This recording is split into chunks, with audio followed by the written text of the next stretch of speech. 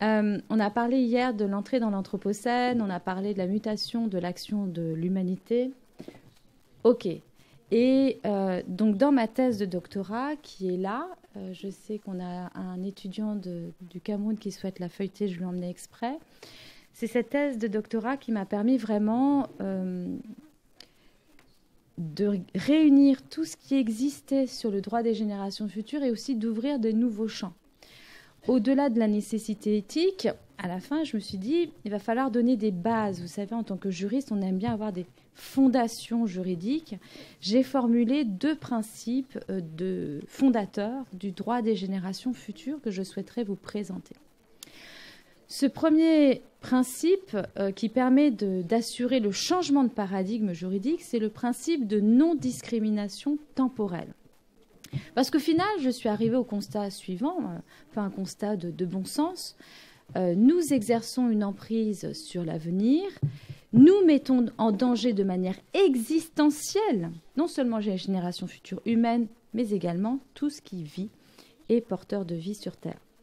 Et donc si on veut arrêter cet abus de pouvoir sur l'avenir, un abus de pouvoir finalement fondé sur quoi? Première arrivée sur Terre, donc j'ai le droit de vous mettre en danger dans vos conditions d'existence. Une priorité d'existence temporelle? Quel égoïsme! Et donc, pour renverser le paradigme juridique qui fait qu'il y a une forme de réciprocité juridique et un droit qui est inscrit dans l'instant présent, j'ai formulé ce principe de non-discrimination temporelle qui aboutit finalement à dire le fait que les générations futures n'existent pas. Et c'est transposable pour les entités non humaines, pour l'intégrité de la planète. Donc le fait que les générations futures n'existent pas ne peut plus désormais être synonyme d'absence de protection juridique. Je n'ai pas forcément besoin de les ériger en sujet de droit, ça fait partie des techniques possibles, mais vous connaissez la richesse des fictions juridiques en droit, on peut trouver aussi des manières processuelles d'y arriver.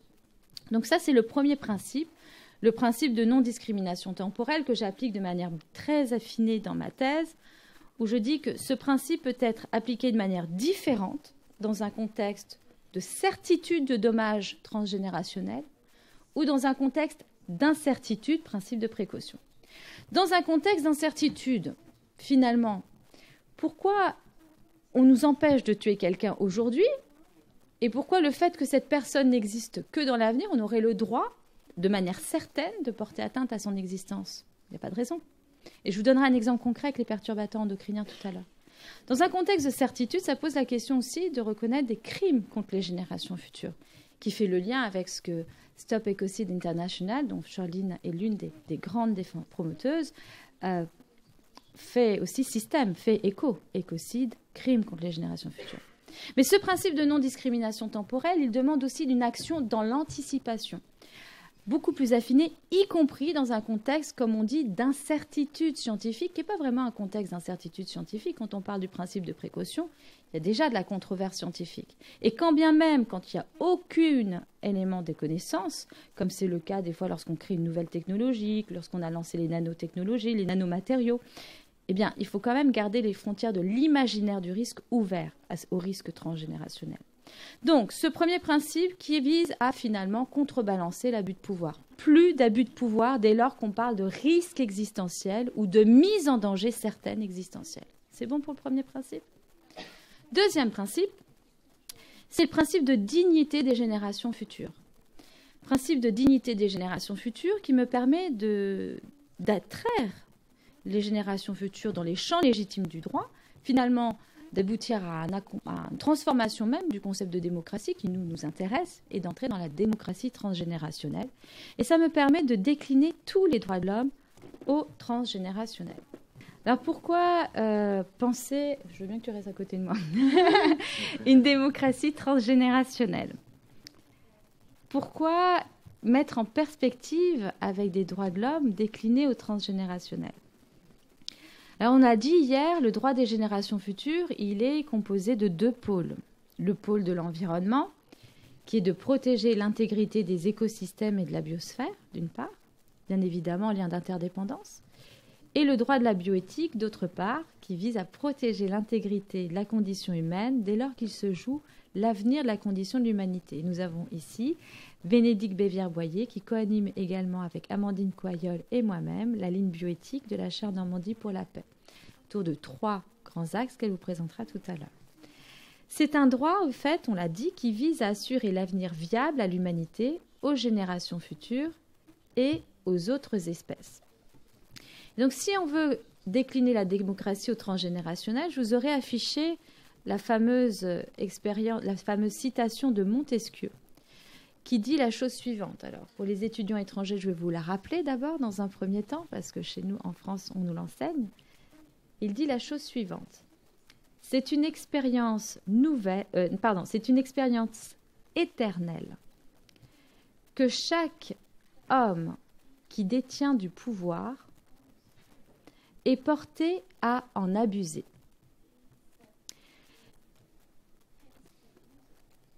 Il faut donc que, par la disposition des choses, le pouvoir arrête le pouvoir. Donc ça, on peut le décliner au transgénérationnel. C'est une expérience nouvelle que chaque génération humaine qui a du pouvoir est portée à en abuser à l'égard de l'avenir. Il faut donc organiser cette démocratie transgénérationnelle. Et c'est là tout le défi auquel nous devons faire face, d'amener des nouvelles dialectiques au sein du droit, au sein des sciences politiques, au sein aussi de la promotion d'un nouveau droit, que ce soit civil, pénal, national ou international.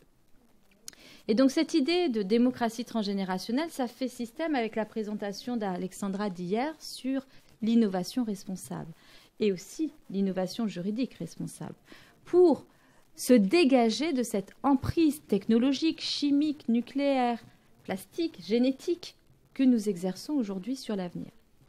Et donc, ça veut dire qu'il va falloir aussi la mettre en œuvre, cette démocratie transgénérationnelle. Une des possibilités, c'est de décliner les droits fondamentaux transgénérationnels.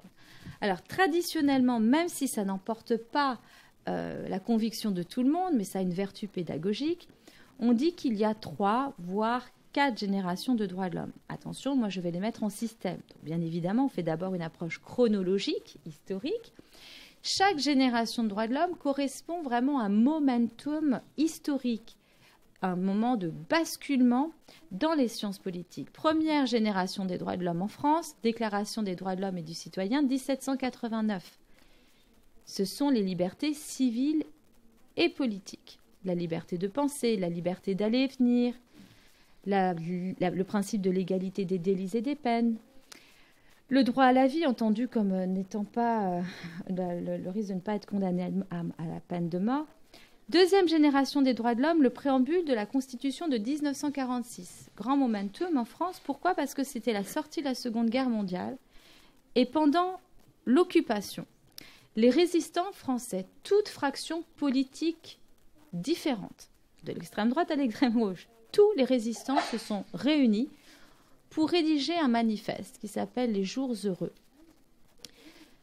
Ils ont rêvé ensemble, ils ont pensé ensemble quelles seraient les valeurs, quels seraient nos droits fondamentaux à la libération. Bien évidemment, a été mis au devant le principe de dignité humaine qui a été bafoué pendant la Seconde Guerre mondiale, et puis de nouveaux droits, les droits économiques, sociaux, comme le droit à la grève, la liberté syndicale, le droit à la sécurité sociale, sous la forme de droit à la santé.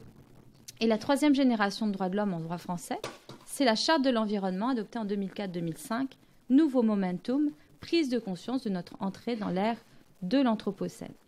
Très rapidement et très schématiquement, vous le savez déjà, ces 3 générations de droits de l'homme, on les retrouve à l'international, à l'échelle universelle, avec l'adoption de la Déclaration universelle des droits de l'homme en 1948, où on a greffé le concept de droits de l'homme au niveau international, et de là a commencé le processus d'internationalisation des droits de l'homme, qui sont devenus du droit des droits de l'homme avec l'adoption des pactes de 1966. Mais la révolution ne s'arrête pas là.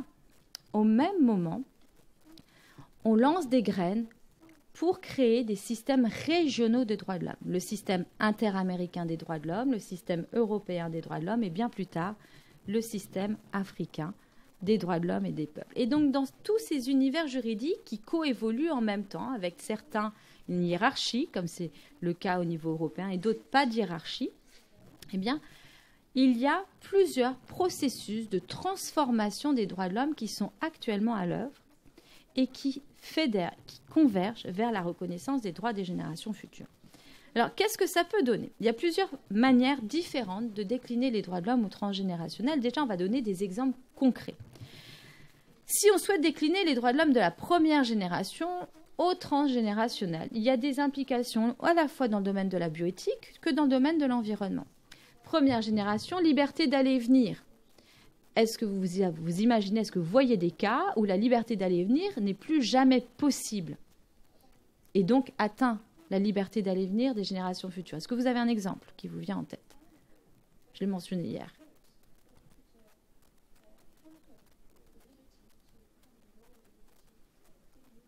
Le nucléaire? Autour de la centrale de Tchernobyl, bien sûr, il y a du tourisme de catastrophe. D'ailleurs, les TikTokers, maintenant, ils sont très bien. Ils y vont, ils vous montrent ce que c'est. Il y a aussi le film Tchernobyl, qui était sur HBO, que je vous encourage tous à visualiser pour réaliser l'ampleur de ce que c'est qu'une catastrophe telle que je vous l'ai présentée au niveau philosophique hier. Il n'y a plus de liberté d'aller et venir pour les générations futures, qu'elles soient humaines ou non humaines. Il y a l'ADN qui est cassé, que ce soit l'ADN des humains, du vivant non humain, mais également de tout ce qui est vivant sur ces lieux. Donc on voit des animaux fortement déformés. Ça, c'est pour le versant déclinaison transgénérationnelle des droits de l'homme de la première génération. Déclinaison transgénérationnelle des droits de l'homme de la seconde génération, toujours la première génération, mais cette fois-ci, pas environnementale, bioéthique. Ça donne quoi? La liberté de penser. Est-ce que vous pensez que vous avez tous encore la liberté de penser? Qu'est-ce qui vous met en danger dans votre liberté de penser? Qu'est-ce qui peut être infiniment dangereux pour les générations futures au niveau de la bioéthique? La liberté de penser, à l'ère de la mondialisation du numérique, nous sommes nourris par des algorithmes. C'est-à-dire que l'information qui, soi-disant, vient spontanément à vous, n'est pas une information qui vient de manière spontanée. Ce sont des algorithmes qui prédéfinissent auprès de vos précédents goûts, vos précédents likes, ce que vous allez avoir. Et qui vous nourrissent, qui vous confortent dans votre manière de penser, qui vous coupent finalement du contradictoire et qui fait qu'il y a une polarisation actuelle de la société. Mais la liberté de penser, elle est encore plus mise en danger avec des artefacts technologiques qui visent notamment à augmenter l'humain, des fois par une médecine améliorative, pour éviter par exemple que des personnes qui souffrent de maladies comme Alzheimer puissent en souffrir moins. Mais un jour viendra peut-être où par ces artefacts électroniques implantés dans le cerveau, et il y a beaucoup d'argent qui sont mis dans Neuralink notamment, on n'aura peut-être pas la liberté de penser. Il est de notre responsabilité aujourd'hui de légiférer sur la destination des produits techniques que nous créons. Rappelez-vous ce que je vous ai lu hier d'Hannah Arendt. Nous ne devons pas devenir les objets, les jouets, les créatures écervelées à la merci des objets que nous créons. Nous devons garder la maîtrise par la pensée critique, sur ce que nous créons. Deuxième génération des droits de l'homme, et j'espère que je ne suis pas trop long, parce que du coup, je n'ai aucun repère au niveau du temps, les droits économiques, sociaux et sociaux et culturels pour l'international. Alors là, il y a un droit très simple et qui est, vous le voyez, avec la jurisprudence, c'est le droit à la santé. Le droit à la santé, en droit français, c'est plutôt le droit à la sécurité sociale. On a un système en France qui fait qu'on ne vit pas dans la peur de tomber malade. On a une petite carte verte, la carte vitale, qui nous rembourse la plupart de nos médicaments, la plupart de nos consultations. Mais si on voit le droit à la santé par rapport aux générations futures, qu'est-ce que ça donne? Allez, essayez de faire l'exercice maintenant, ça me ferait plaisir. Le droit à la santé des générations futures. J'ai commencé à donner un petit peu des Lolita.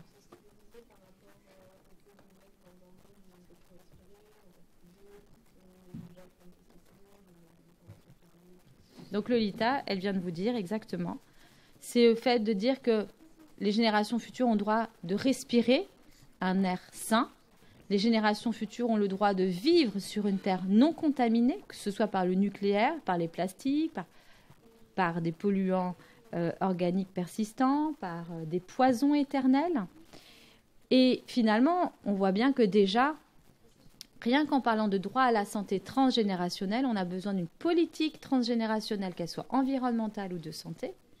Et finalement, ça se met déjà en système avec le droit à la vie et avec le droit à l'environnement. Donc on voit déjà que quand on a cette vision des droits de l'homme, qui est une vision transgénérationnelle, on va, toutes générations confondues, les mettre en système. Ils vont tous être interreliés et être interdépendants, et tous se renforcer. La troisième génération des droits de l'homme, c'est Karel Vasa, qui dirigeait le département à l'UNESCO des droits de l'homme, qui avait identifié, au tournant des années 80, vraiment une dissémination à l'échelle internationale de conventions internationales qui visaient à protéger le droit à la paix, le droit à l'environnement. Et ces processus de métamorphose, à l'époque, on le ricanait, on le raillait, en disant « mais non, il n'y a pas de titulaire précis, il n'y a pas d'objet précis, les générations futures n'existant pas, ce n'est pas du droit ».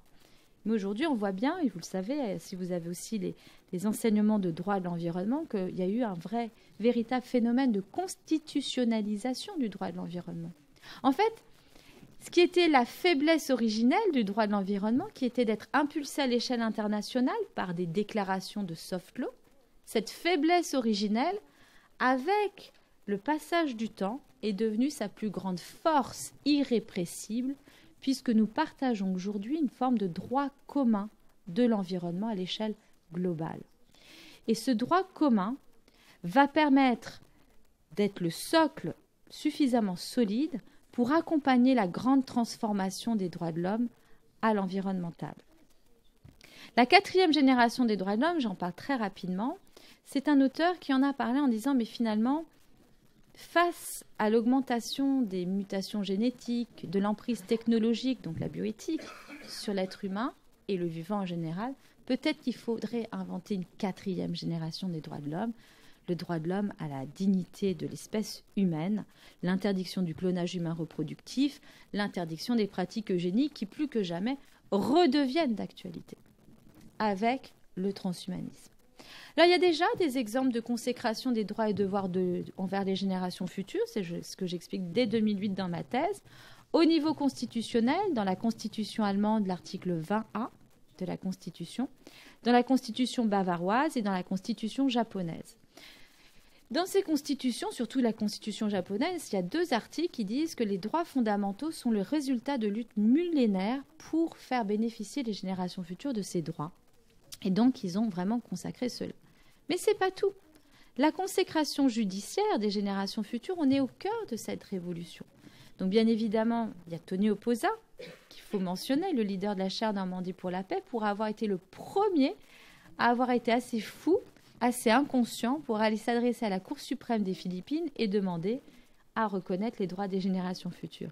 Et de là, au niveau du système interaméricain, un avis consultatif de 2017 qui dit bien sur un avis sur les changements climatiques que le droit à un environnement sain est un droit à la fois individuel et collectif, qui concerne à la fois les générations actuelles et les générations futures.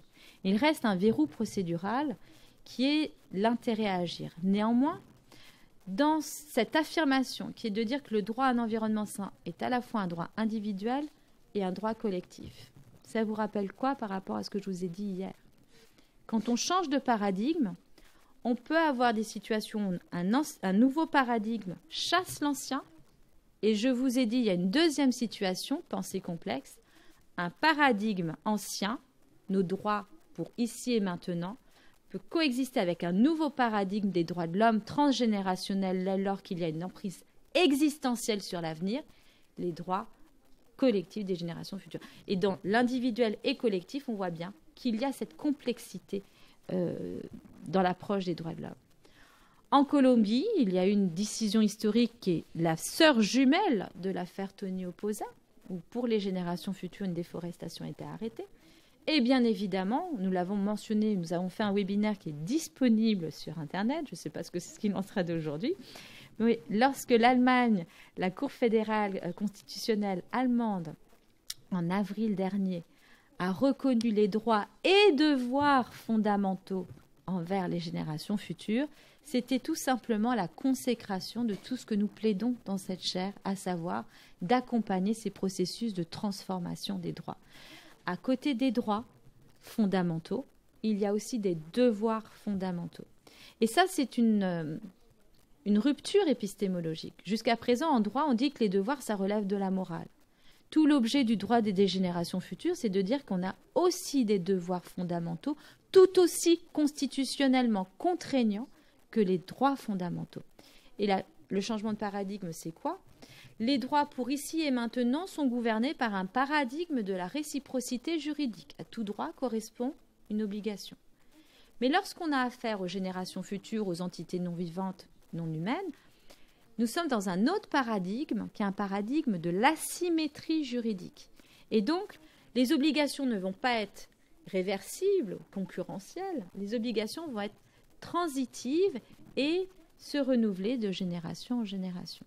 D'où la nécessité de maîtriser la pensée complexe que je vous ai présentée très rapidement hier. Il faudrait que vous étudiez vraiment cette pensée complexe parce que c'est la clé pour être à l'aise avec ce droit des générations futures. Et qu'est-ce qu'on voit à l'heure actuelle? Donc Karlsruhe, je vous rappelle, a reconnu les droits et devoirs et a annulé en partie la loi climat allemande de manière distincte selon le temps, les échéances temporelles, précisément parce qu'elle n'était pas assez ambitieuse pour protéger les intérêts des générations futures. Alors c'est des processus différents au niveau européen. Au niveau européen, jusqu'à présent, il y avait surtout une protection par ricochet des intérêts environnementaux par les droits de l'homme classiques. Qu'est-ce que je veux dire par là? On prenait un droit classique comme le droit au domicile, le droit de vivre dans son domicile de manière saine, et par ricochet, c'est-à-dire on étend son application de protection, son champ d'application, à des nuisances environnementales. On étend l'atteinte au droit à la vie à l'exposition environnementale qui met en danger votre vie. Donc, qu'est-ce que je veux dire par cet exemple de l'application par ricochet des droits de l'homme qui est fait par la Cour européenne des droits de l'homme? Ça veut dire qu'on n'a pas besoin même de reconnaître les droits des générations futures. Si les juges, et je parle devant un juge, maîtrisent vraiment ce paradigme de l'asymétrie juridique et sont convaincus de l'importance d'étendre les droits de l'homme dans le domaine du droit à un environnement sain, vous savez que le contexte est porteur, avec l'adoption de la résolution à la fois au niveau du Conseil des droits de l'homme en avril dernier et au niveau de l'Assemblée générale des Nations unies. Merci au professeur David Boyd pour son extraordinaire travail. On voit bien que là va se jouer un processus de transformation historique pour protéger notre civilisation. Et ce qui est intéressant, c'est de voir la recomposition des droits de l'homme, que ce soit à l'échelle nationale, que ce soit aux échelles régionales, mais aussi à l'échelle universelle. Et tous ces univers coévoluent et vont se nourrir. Tout à l'heure va arriver Corinne Lepage, qui va présenter la déclaration des droits des générations futures, donc je la laisserai présenter cela. Mais ce que j'ai montré dans ma thèse, c'est le processus, les différentes expériences de création, de déclaration de droits. La première personne qui a formulé une déclaration des droits des générations futures, en tout cas à ma connaissance, c'est le commandant Cousteau. Alors, qui connaît le commandant Cousteau? Parce que nous, on est français, on est très fans du commandant Cousteau, mais c'est très franco-français. Bon. Alors, enfant, j'ai été biberonnée au reportage du commandant Cousteau, océanographe, qui faisait des reportages sous les océans. On était juste hypnotisés. Commandant Cousteau qui a beaucoup travaillé avec Monaco. Donc vous allez voir aujourd'hui que tout est lié, puisque Monaco aussi joue un rôle majeur sur la question du droit des générations futures. Donc le commandant Cousteau, il a convaincu d'éminents juristes, Karel Vazak, celui-là même qui était à l'UNESCO, qui a identifié les droits de l'homme, la troisième génération au niveau international. Il a convaincu Federico Sotomayor, qui dirigeait l'UNESCO. Il a convaincu la rectrice de l'université de la Laguna aux Canaries, qui est classée patrimoine commun de l'humanité. Et ensemble, ils ont rédigé une déclaration des droits des générations futures, qui est d'ailleurs, je vois qu'il In Fairness to Future Generations est là. Il est dans cet ouvrage, puisque Edith Brand-Weiss l'a intégré dans son ouvrage. Et donc, dans la Déclaration des droits des générations futures, tout est mis déjà. La question du droit des générations futures de vivre sur une terre non contaminée, le droit à la vie, le droit au climat, tout est déjà intégré dedans. Ça a été présenté avec beaucoup de conviction à l'Assemblée générale de l'UNESCO pour être adopté en tant que déclaration des générations futures. Malheureusement, comme toute idée un peu trop en avance, un peu trop pionnière, un peu trop hors cadre, cette déclaration n'a pas été adoptée. D'éminents juristes comme Robert Badinter, qui est très respecté en France, notamment pour son rôle dans l'abolition de la peine de mort, Robert Badinter disait que ça n'avait aucun sens de reconnaître des droits aux générations futures puisqu'elles n'existent pas. Cette déclaration, qui aurait pu jouer vraiment un rôle historique dans la grande transformation de civilisation qui vise à respecter l'avenir, s'est transformée en déclaration de responsabilité des générations actuelles envers les générations futures. D'autres auteurs ont commencé petit à petit à parler des droits des générations futures, d'autres déclarations ont été adoptées. Celle qui va vous être présentée tout à l'heure, dans 3 quarts d'heure, par Corinne Lepage, c'est la Déclaration universelle des droits et devoirs de l'humanité, à laquelle j'ai participé en tant que co-rédactrice, et elle la porte merveilleusement bien à l'international, mais je n'en dis pas plus. Tout ça pour dire qu'à la COP21, le président François Hollande a lancé une nouvelle initiative en ce sens. Tout à l'heure aussi, vous aurez, ou même tout de suite après moi peut-être, une vidéo présentée par le Haut Commissariat aux droits de l'homme de Monaco. Parce que tout le travail de la chaire Normandie pour la paix consiste à accompagner, à former les acteurs du monde judiciaire, aussi des défenseurs des droits de l'homme, aux droits des générations futures. Donc on a une déclaration qui est rédigée, on a à Monaco les défenseurs des droits de l'homme francophones qui ont adopté une déclaration en ce sens. Actuellement, vous l'entendrez en Zoom également, le Conseil national des barreaux français qui travaille, que je forme aux droits des générations futures, à cette approche transgénérationnelle des droits de l'homme, et qui vont présenter une motion au Conseil national des barreaux français pour demander à reconnaître les droits des générations futures.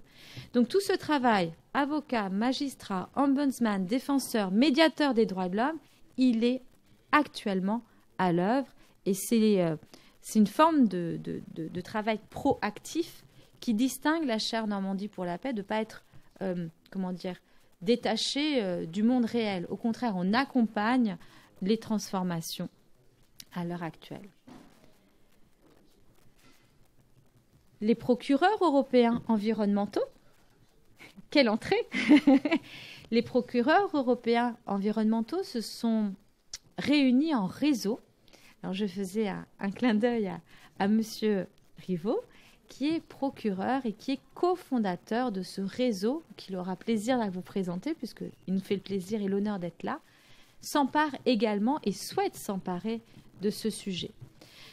Toute cette émulation du monde judiciaire, du monde des droits de l'homme pour le droit des générations futures, il va de pair avec une autre dynamique, qui est une dynamique assez ancienne, déjà promue par le professeur Edith Brand-Weiss, qui est de créer un défenseur des générations futures. Donc déjà, professeur Brand-Weiss en parlait. Est-ce qu'on a le temps? Bon, on a le temps. Edith Brand-Weiss en parlait.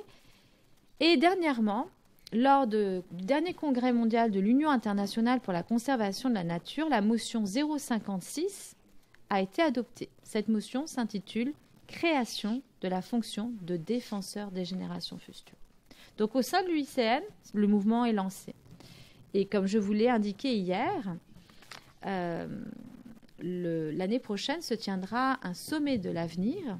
Je l'ai appris aux côtés de nos élèves de PACE lorsque David O'Connor nous a alertés, lorsqu'on présentait très fièrement nos travaux de la chaire Normandie pour la paix. Il nous a interpellés, il a dit « Mais vous êtes au courant qu'il y a un sommet de l'avenir qui porte exactement sur ces thèmes-là ?» On fait « Ah ben non !» Et actuellement, Les missions permanentes des Nations Unies travaillent sur plusieurs missions. Et donc, Aline, ce serait bien que tu prennes la parole et que tu en parles de suite après. Parce que Aline est très, très active aussi dans ces réseaux-là. C'est toujours la même famille. Plusieurs projets que j'ai annoncés déjà hier. Un, l'adoption d'une déclaration des générations futures. Donc, la chaire Normandie pour la paix a formulé des propositions qui sont les principes que je vous ai présentés de non-discrimination temporelle et de dignité des générations futures et de déclinaison transgénérationnelle des droits de l'homme. Deuxième projet, c'est de réformer les institutions des Nations Unies. Je parle sous le couvert du contrôle d'Aline, mais le Conseil des tutelles aurait vocation à être transformé pour prendre en compte le long terme. Créer un centre de recherche spécialisé dans le droit des générations futures et l'avenir, en fait, la pensée du long terme. Et créer un envoyé spécial des Nations Unies, le UN Special Envoy, des générations futures, qui se distingue des droits de l'enfant. Ce n'est pas du tout le même domaine, puisque vous voyez, on n'est pas dans les mêmes domaines. On est vraiment dans le domaine des risques existentiels. Je voudrais vous montrer un exemple très concret. C'est les perturbateurs endocriniens. Aujourd'hui, les bébés... It's okay now. Les bébés naissent avec plus de 200 résidus identifiés par un collègue de l'université de Caen, plus de 200 résidus de pesticides dans le sang. Nos enfants baignent dans un mélange de produits chimiques dont certains sont cancérigènes, mutagènes et reprotoxiques. Je ne dis pas ça pour faire peur, je dis juste que c'est la réalité. C'est comme ça qu'au niveau européen, les ONG ont réussi à alerter les parlementaires européens pour changer complètement la législation sur les pesticides. Vous savez comment ? Les députés européens devaient voter un règlement, ce qu'a donné REACH, et puis les ONG ont dit « mais on va tester votre sang, monsieur le député, vous voulez bien ?» Et en testant le sang des députés européens qui ne sont pas particulièrement à la base exposés aux produits chimiques, ils ont identifié des produits, des résidus de produits chimiques, de pesticides, dont certains interdits depuis des années. C'est ainsi que les députés européens ont adopté le règlement REACH, alertés par la réalité et le côté systématique de cette contamination des sangs. Alors là, on va s'arrêter là un petit moment. J'aimerais essayer ça, parce que vraiment... Ce qui concerne les perturbateurs endocriniens, c'est très compliqué. Donc tu peux t'arrêter là un moment. Les perturbateurs endocriniens, j'ai d'autres diapositives, ils sont partout. Ils sont dans nos maquillages, ils sont dans nos meubles, les formaldéhydes, ils sont dans ce qui entoure l'intérieur des canettes de coca, par exemple, les phtalates. Tous ces perturbateurs endocriniens sont autant de petites doses que nous injectons tout au long de notre quotidien. Les perturbateurs endocriniens, qu'est-ce que c'est ? Ce sont des molécules qui miment, qui bloquent, qui perturbent l'expression normale de nos hormones. Nos hormones, tous nos systèmes hormonaux, c'est ce qui nous permet de grandir pour nos enfants. Ce sont des bombes à hormones, nos enfants. C'est ce qui nous permet de réguler nos humeurs. Ce sont nos messagers chimiques internes, tout simplement. Et les perturbateurs endocriniens sont diffusés de manière assez massive. Et le problème, c'est que rien de manière systémique n'est fait pour nous protéger. Pourquoi ? Parce que d'abord, avant de faire du droit nous permettant de protéger notre santé de manière transgénérationnelle, il nous faut une science. Et ce que nous enseigne Gilles-Éric Seralini dans cette université, qui est biologiste moléculaire, c'est qu'on a atteint les limites de la science. On est aux confins des sciences épidémiologiques et on a des changements en cascade de paradigme dans les sciences dures. Je ne parle même pas du droit, je parle des sciences dures. Les sciences épidémiologiques, ce sont les sciences qui permettent d'évaluer le danger de quoi que ce soit sur votre santé tout au long de votre vie. Or, toutes les sciences épidémiologiques actuelles sont fondées sur un paradigme qui date du XVIe siècle. C'est-à-dire qu'au XVIe siècle, M. Paracels, aussi intelligent soit-il, a dit que c'est la dose qui fait le poison. C'est ce qui explique que, notamment, en droit de l'hygiène et de la sécurité, on peut vous exposer de manière tout à fait légale à une certaine dose de radiation, à une certaine dose de produits chimiques. Parce qu'on pense que c'est la dose qui fait le poison. Or, je suis en train de vous parler de perturbateurs endocriniens, des messagers chimiques qui jouent à l'infiniment petit, à des toutes petites doses. Il nous faut donc une science dure. Je ne parle pas du droit. Il nous faut une science dure qui soit une science systémique et complexe. Et ça, c'est une transformation également de paradigme dans les sciences dures. Parce que il faut que les sciences épidémiologiques, c'est-à-dire l'étude des effets délétères sur la santé humaine, intègrent un nouveau paradigme. Les effets à faible dose. Et là, ce sont les travaux de André Cicciolella, qui va rompre le paradigme de Paracelse en disant, même à de très petites doses, un produit peut être dangereux. Et des fois, le changement de paradigme est même encore plus important, parce qu'il dit même à des doses infinitésimales, c'est plus dangereux qu'à une plus grande dose. Et là, ça a une révolution, c'est même inacceptable pour certains scientifiques qui appliquent le paradigme classique des sciences épidémiologiques. Il faut aussi intégrer les processus de bioaccumulation, donc une approche systémique de la pollution, une approche transgénérationnelle des effets épidémiologiques de cette pollution. Il faut intégrer aussi un effet cocktail. L'effet cocktail qui est en fait un effet démultiplicateur. En fait, aujourd'hui, je vous ai dit 200 résidus de produits chimiques identifiés par Gilles-Éric Serralini lors d'une grande étude sur les bébés. Mais vous vous doutez bien qu'un effet délétère, on va dire quantifié à 1, plus 1, plus 1, plus 1, ça ne va pas être une addition simplifiante, simple. Il peut y avoir des effets cocktails, c'est ce que nous enseignent aussi nos collègues des sciences dures, c'est que l'accumulation de 2 produits pesticides en même temps peut avoir un effet cocktail, c'est-à-dire démultiplicateur. Et ça, ce n'est pas du tout pris en compte encore dans les sciences épidémiologiques. Donc vous voyez les défis déjà pour une science systémique et complexe, juste avec ces 3 concepts clés qui s'appliquent aux perturbateurs endocriniens, c'est un vaste champ. On a besoin d'une science transgénérationnelle, je vais vous parler de l'effet fenêtre, des effets différés dans le temps et des effets transgénérationnels. On peut passer la diapo d'après. Alors, l'effet fenêtre, c'est lorsque le fœtus est en gestation dans le ventre de sa mère, à un moment clé de sa formation, et c'est la diapo d'après, elle est peut-être après. Voilà. À un moment clé de sa formation, parce que tout au long de la gestation, il va y avoir tantôt le squelette, tantôt le cœur, tantôt le système respiratoire qui va être formé. Donc ce qu'on a donné à voir au tribunal international Monsanto, le premier témoignage, c'est celui de Sabine Grattalou, une maman française, Edvo, qui est une maman argentine, toutes deux qui ont donné naissance à un enfant et une enfant, avec la même malformation au niveau de l'œsophage. Parce que, à un moment clé qu'on appelle l'effet fenêtre, au moment clé de formation du système respiratoire, elles ont été exposées massivement au Roundup. Donc l'effet fenêtre signifie qu'il faut prendre particulièrement soin de nos mères, de nos femmes enceintes, pour protéger le fœtus qui est particulièrement vulnérable. Tu peux repasser à la diapo d'avant.